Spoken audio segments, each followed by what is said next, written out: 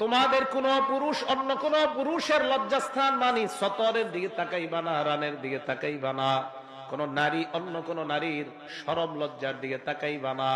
এলাকার কৃষকদের দিকে তাকায় দেখবেন কাঁচা দিয়া ক্ষেতের মধ্যে কাজ করে, তার রাত দেখা যায় কি যায় না।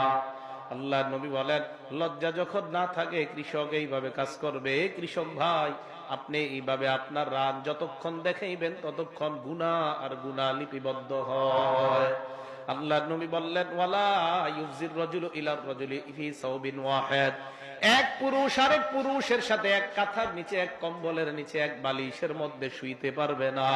ওয়ালাল মারআতু ইলাল মারআতি ফি সাওবিন ওয়াহিদ, এক মেয়ে আরেক মেয়ের সাথে এক কম্বলের নিচে, এক কাঁথার নিচে ঘুমাইতে পারবে না।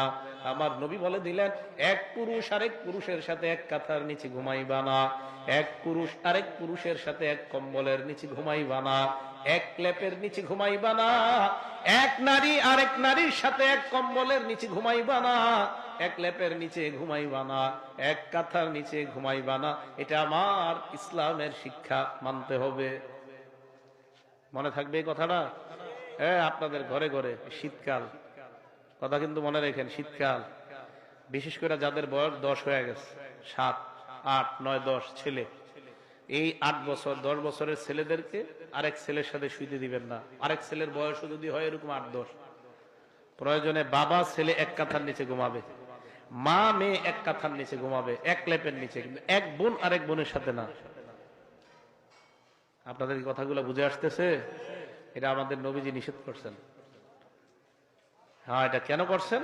আমার নবী জানে কিভাবে পৃথিবীর মধ্যে হায়া আর লজ্জা হবে, আর কিভাবে নির্লজ্জতা দুনিয়াতে ছড়াবে। এটা আমার নবী জানতেন, আমার নবীকে আল্লাহ জানাইছেন। আল্লাহ আমাদের সকলকে লজ্জাশীলতার এই গুণ অর্জন করার তৌফিক দান করেন।